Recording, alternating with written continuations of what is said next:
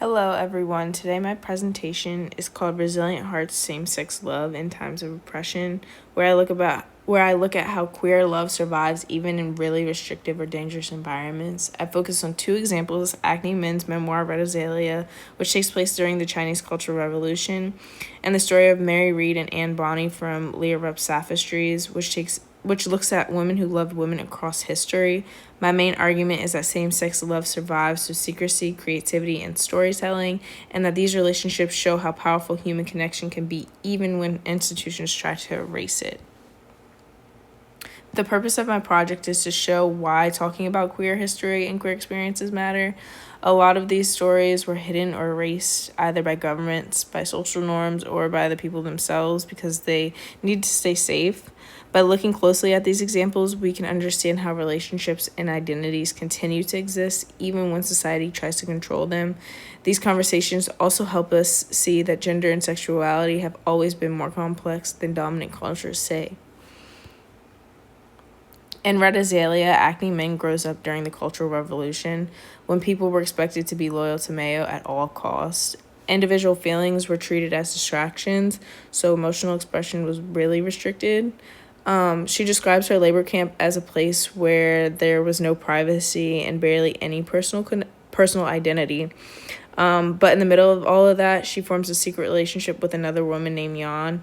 Even though the government even though the government's rules made their relationship dangerous, their connection shows how personal desire can survive even in systems built to crush individuality.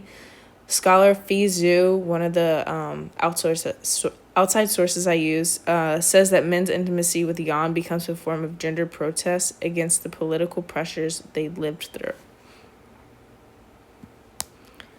Leah Rupp's Sophistries gives a much wider global view. One example she focused on is Mary Read and Anne Bonny, two 18th century pirates. They both cross-dressed as men, not just to disguise themselves, but also because it helped them live lives that women weren't allowed to live back then.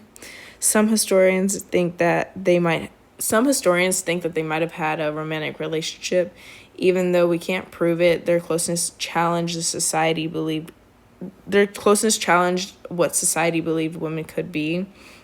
I also used the work of, I might be pronouncing this wrong, Elizabeth Provenzny Gerbert, who writes about their cross-dressing as something that violated gender expectations, and gave them freedom. Their story shows that queer relationships existed even in unexpected places like pirate ships. Even though these stories happen in totally different places, China in the 1960s and the Caribbean in the 1700s, they share similar patterns. In both examples, the women had to hide parts of themselves to survive.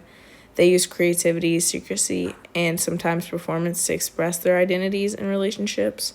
So across time and across the world, we see shared human experience.